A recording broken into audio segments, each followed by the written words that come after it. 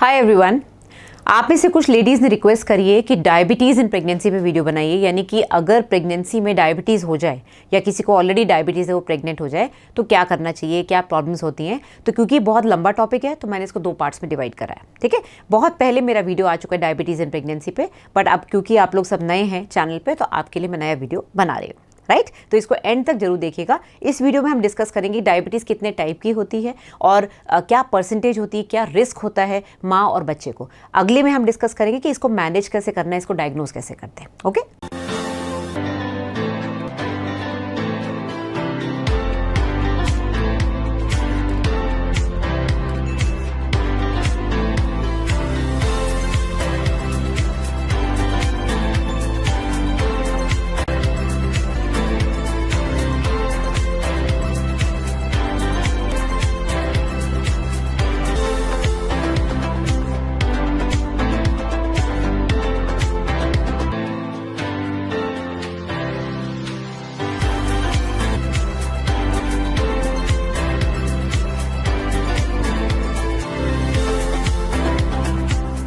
तो प्रेगनेंसी को हम बोलते हैं, प्रेगनेंसी एक डायबिटोजेनिक कंडीशन है। डायबिटोजेनिक मतलब कि इसका मेडिकल टर्म क्या है, इसका क्या मतलब है? इसका मतलब ये है कि किसी भी नॉर्मल प्रेगनेंसी में डायबिटीज़ होने के चांसेस होते हैं। भले ही वो पेशेंट कितनी भी फिट हो, भले ही उसको कोई फैमिली हिस्ट्री नहीं डायबिटीज़ की, वो खुद कभी डायबिटीज़ नहीं थी उसको, बिल्कुल नॉर्मल पेशेंट है, ज़्यादा मीठा नहीं खाती, उसके बावजूद pregnancy is a diabetogenic condition. क्यों? प्रेगनेंसी में एज सच ब्लड में ग्लूकोज बढ़ता है, क्योंकि माँ कोशिश करती है जितनी एनर्जी बच्चे को दे दूँ उतना अच्छा है। बच्चा जो है माँ से ग्लूकोज खींचता है, तो अब इतना ग्लूकोज माँ कहाँ से लेगी? तो माँ क्या करती है, माँ की जो बॉडी है वो सारा ग्लूकोज इंटेस्टाइन से, आंतों से, लिवर से निकाल के ब्लड में भरती है। तो वो ब्लड जो ग्लूकोज से भरा हुआ होता है, चीनी से भरा हुआ होता है, वो ब्लड आंवल के थ्रू बच्चे को मिलता है। तो बच्चा खुशी खुशी अंदर कूदता है। कितनी बार आपने देखा होगा या आपने सुना होगा कि जब आपका सीटीजी अच्छा नहीं आता, आप सीटीजी कराने गए हॉस्पिटल में या आप डॉक्टर के पास गए, बच्चा घूम नहीं रहा है और डॉक्टर कहते हैं बच्चे की धड़कन तो सही चल रही है, बच्चा क्यों नहीं घूम रहा है? तो पता चला आपने सुबह से कुछ खाया नहीं है या आपने करवा चौथ का व्रत रख लिया, आप भूखे हैं। करवा चौथ आने वाला है, ध्यान रखिए। तो भूखे लोग जो जिस समय खाना नहीं खाते हैं या जो भी कारण है, अंदर बच्चे को एनर्जी नहीं मिल रही है, ऐसे में बच्चा घूमना बंद कर देता है। दैट प्रूव्स कि बच्चे को शुगर चाहिए। तो मैं क्या करती हूँ, अपने पेशेंट को बोलती हूँ बाहर जाओ, जूस पी कर आओ, गन्ने का जूस पी कर आओ, नहीं तो आप बेस्ट है रसगुल्ला खा कर आ जाओ। मार्केट से अच्छा दुकान से रसगुल्ला खरीदो, खा कर आओ, देखना बच्चा कितना कूदेगा। फिर वो माँ आती है वापस सीटीजी कराने, तो उसका बच्चा 20 मिनट कम से कम 5-6 बार कूद चुका होता है। राइट, तो अंदर बच्चे को सबसे ज़्यादा ग्लूकोज चाहिए। इसीलिए प्रेगनेंसी में बॉडी खुद ही पानी भी भरती है, जिससे ब्लड का हीमोग्लोबिन कम दिखता है, बट ब्लड में पानी भरता है 1 लीटर ज़्यादा, 5.5 से 6.5 लीटर हो जाता है। इसी तरह से ग्लूकोज भी बढ़ जाता है।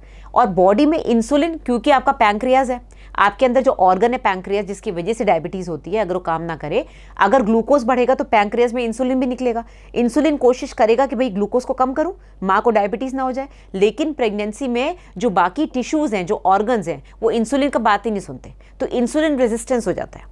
यानी कि आपकी बॉडी पूरी तरह से डायबिटीज़ के लिए तैयार है, क्योंकि माँ सिर्फ बच्चे का सोचती है, बॉडी सिर्फ बच्चे का सोच रही है, माँ का सोच ही नहीं रही है। तो ब्लड में ग्लूकोज भर दिया और इंसुलिन जो बेचारा पैंक्रियास से निकल रहा है वो भी चुपचाप खड़ा है, उसकी कोई बात ही नहीं सुन रहा।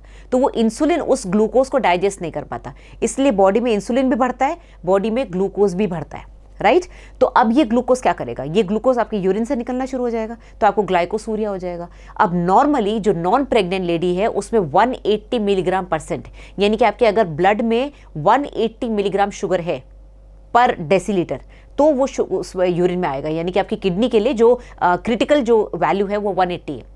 प्रेगनेंसी में ये 180 वैल्यू काम ही नहीं करती, क्योंकि इन जनरल आपका जो ग्लूकोज बढ़ा हुआ होता है और किडनी वैसी कंफ्यूज है क्या करना है। तो अगर आपकी यूरिन में ग्लूकोज आ रहा है तो वो कोई डरने की बात नहीं है। ठीक है, जरूरी नहीं कि हर यूरिन जिसमें ग्लूकोज आ रहा है वो डायबिटिक पेशेंट है, क्योंकि आपकी प्रेगनेंसी ऐसे डायबिटोजेनिक कंडीशन है। दूसरी चीज़ क्या करेगा, ग्लूकोज क्या करेगा, क्योंकि बच्चे में जा रहा है, अब बच्चे में इतना ग्लूकोज जाएगा तो क्या होगा, बच्चे का जो इंसुलिन है वो निकलना शुरू हो जाएगा। ठीक है ना, तो अगर माँ में डायबिटीज़ हो गई, मतलब कि थोड़ा बहुत शुगर तो सभी में बढ़ रहा है, बट इतनी ज़्यादा शुगर बढ़ गई कि ज़्यादा शुगर बच्चे को मिल रही है, तो बच्चे का पैंक्रियाज एक्टिव हो जाएगा, जो कि 12 हफ्ते के बाद बच्चे का पैंक्रियाज एक्टिव हो जाता है। बच्चा जैसे ही 4थे महीने में घुसता है उसका पैंक्रियाज एक्टिव हो गया, उसने इंसुलिन बनाना शुरू कर दिया। अब बच्चे का इंसुलिन जब निकलेगा तो बच्चा मोटा हो जाएगा।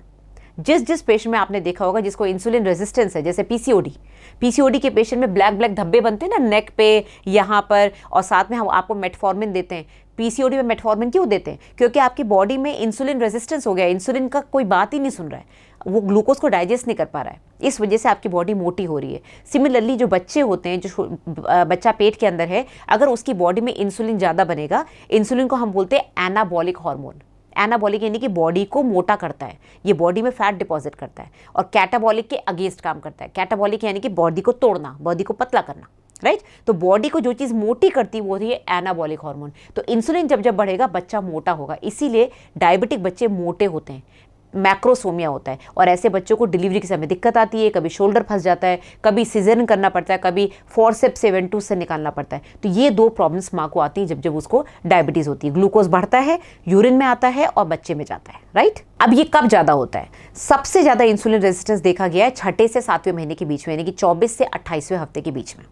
24 to 28 weeks is the time जब आपकी डॉक्टर आपका जीटीटी करेगी। जो मेरे पेशेंट्स मुझे सुन रहे हैं, आपको पता होगा मैं आपका 6 से 7वें महीने के बीच में जीटीटी करती हूँ, जिसको ग्लूकोज टॉलरेंस टेस्ट बोलते हैं।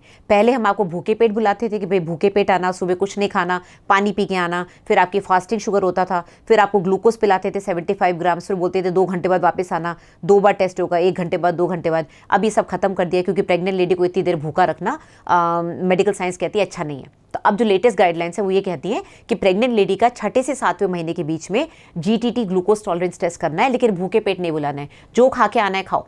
यहाँ आने के बाद आपको 75 ग्राम्स ग्लूकोज पिलाया जाएगा, उसके 2 घंटे बाद आपका टेस्ट होगा। तो अगर ये टेस्ट 140 के नीचे आता है, यानी कि आपकी बॉडी की क्षमता है उसको डाइजेस्ट करने की, तो आप बिल्कुल नॉर्मल है। अगर ये 140 और 200 के बीच में आता है, यानी कि आपको डायबिटीज़ डेवलप हो गई है, यानी कि आपको प्रेगनेंसी से रिलेटेड डायबिटीज़ डेवलप हो गई है। लेकिन अगर ये 200 से ऊपर आ गया, उसका क्या मतलब है? इसका मतलब आपको पहले से डायबिटीज़ थी जो कि डायग्नोज नहीं हुई, या फिर आपको पता था, राइट। तो जो 200 से ऊपर शुगर आती है वो उनकी आती है जिनको ओवर डायबिटीज़ है, ऑलरेडी डायबिटिक थे, अब वो प्रेग्नेंट हो गए, या तो पता था या नहीं पता था, वॉटेवर। 140 और 200 के बीच में यानी कि प्रेगनेंसी से रिलेटेड डायबिटीज़ है, जो कि बाद में शायद ठीक हो जाए, बट 50% लोगों को आगे जाके डायबिटीज़ हो जाती है। ये बहुत इंपॉर्टेंट बात है। अगर आपको जेस्टेशनल डायबिटीज़ हुआ है पिछली प्रेगनेंसी में, तो पहली बात तो रिकरेंस होगा, इस प्रेगनेंसी में होने के पूरे चांसेस हैं, राइट। दूसरी चीज़, अगर आपकी प्रेगनेंसी सब ओवर हो गई है, अब आप एज में बढ़ रही हैं, धीरे धीरे आगे जाके मे बी आफ्टर 40-45 अगर आपने अपना ध्यान नहीं रखा खाने पीने का, अपनी हेल्थ का, तो 50% लेडीज़ में 2 में से 1 यानी कि 10 में से 5 को प्रॉपर डायबिटीज़ डेवलप हो जाती है।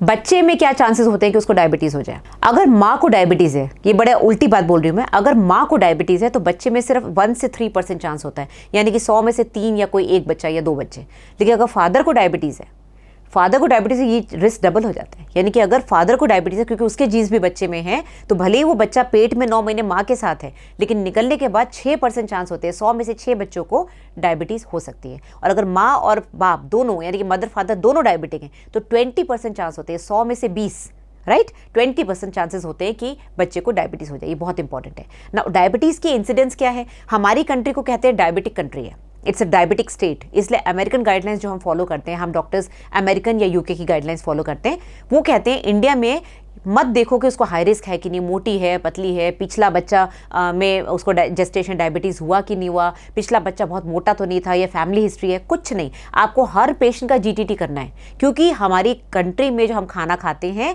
वो बहुत ज़्यादा कार्बोहाइड्रेट से भरा हुआ है। इसलिए बहुत से लोगों ने इंडियन खाने को थोड़ा सा निगेट करा है कि भाई हाँ ठीक है सब कुछ है उसमें, बट कार्बोहाइड्रेट बहुत ज़्यादा है, ठीक है, विटामिन मिनरल सब है, बट हम लोग एज सच हमारा स्वीट टूथ बहुत है। इसलिए डायबिटिक कंट्री होने के नाते हर पेशेंट का जीटीटी स्क्रीनिंग 24 to 28 वीक्स के बीच में करते हैं।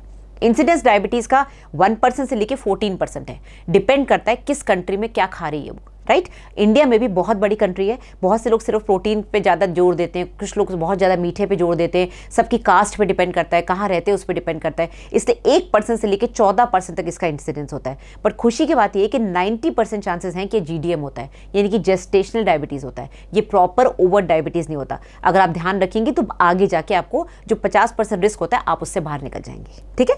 अब आप पूछेंगे किन लोगों को ज़्यादा रिस्क होता है? वैसे तो स्क्रीनिंग सबकी कर रहे हैं। स्क्रीनिंग भाई आप जब पहली बार आएंगे तो आपका ब्लड शुगर रैंडम होगा। अगर आप ऑलरेडी डायबिटिक हैं तो आपका जब आप आएंगी तो ब्लड शुगर रैंडम नहीं होगा, आपका जीटीटी होगा, ग्लूकोज टॉलरेंस टेस्ट होगा। अगर आप डायबिटिक नहीं हैं या डायबिटिक हैं तो भी 7वें महीने में 24 से 28 हफ्ते के बीच में आपका जीटीटी वापस होगा, राइट। तो ये डिफरेंस है अगर आप ऑलरेडी डायबिटिक है या फिर आप डायबिटिक नहीं है।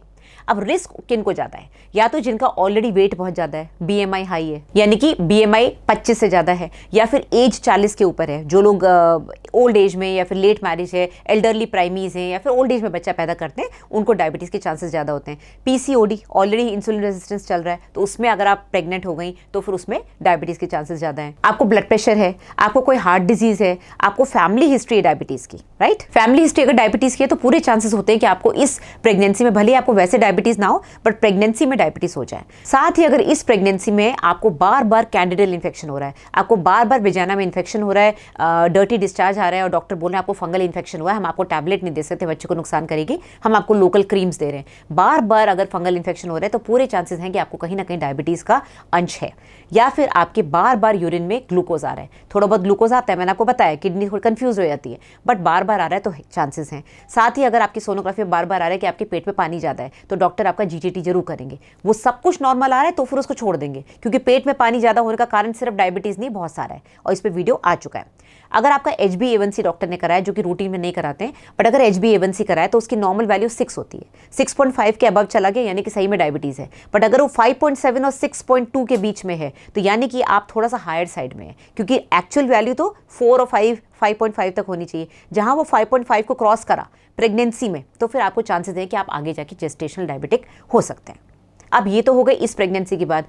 प्रीवियस हिस्ट्री में क्या क्या होगा? प्रीवियस हिस्ट्री में अगर आपको पिछले बच्चे में एब्नॉर्मेलिटीज़ थी, क्योंकि बच्चे में डायबिटीज़ के समय एब्नॉर्मेलिटीज़ बहुत ज़्यादा होती हैं, या फिर 2 या 3 से ज़्यादा आपको मिसकैरेजेस हो चुके हैं, या फिर आपको बिना किसी कारण के बच्चे की डेथ हो गई, पेट में स्टिल बर्थ हो गया, IUD हो गया, या फिर बच्चा बहुत मोटा पैदा हुआ था, मैक्रोसोमिया हुआ था, या फिर प्रीवियसली आपको प्रेगनेंसी में जेस्टेशन डायबिटीज़ हुआ था। ये कुछ रिस्क फैक्टर्स हैं जिसकी वजह से आप हाई रिस्क कैटेगरी में आती हैं, और आपके फाइल पे एक स्टार बना दिया जाएगा कि आप हाई रिस्क हैं फॉर डायबिटीज़, और आपको बार बार स्क्रीनिंग के लिए बुलाया जाएगा। तो आज की वीडियो के लिए इतना ही बहुत है। आपने को समझ में आ गया कि डायबिटीज़ क्यों होती है प्रेगनेंसी में, कौन सी लेडीज़ होती है जिनको ज़्यादा रिस्क होता है, कितनी तरह की डायबिटीज़ है, जेस्टेशनल डायबिटीज़ और ओवर डायबिटीज़। नेक्स्ट वीडियो में मैं आपको बताऊंगी कि इसको मैनेज कैसे करते हैं, और एक्चुअल में बच्चे और माँ को क्या क्या कॉम्प्लिकेशंस हो सकते हैं। तो वीडियो को लाइक करिए, शेयर करिए और सब्सक्राइब करिए चैनल को अगर नहीं किया है तो। मेरे को मेरे सोशल मीडिया प्लेटफॉर्म्स पे फॉलो करिए, और मुझसे प्राइवेट कंसल्टेशन के लिए अगर आपको वीडियो कॉल या वॉइस कॉल चाहिए तो आप इस नंबर पर व्हाट्सएप करें, कॉल ना करें, और या फिर आप मेरी वेबसाइट पर जाके डायरेक्टली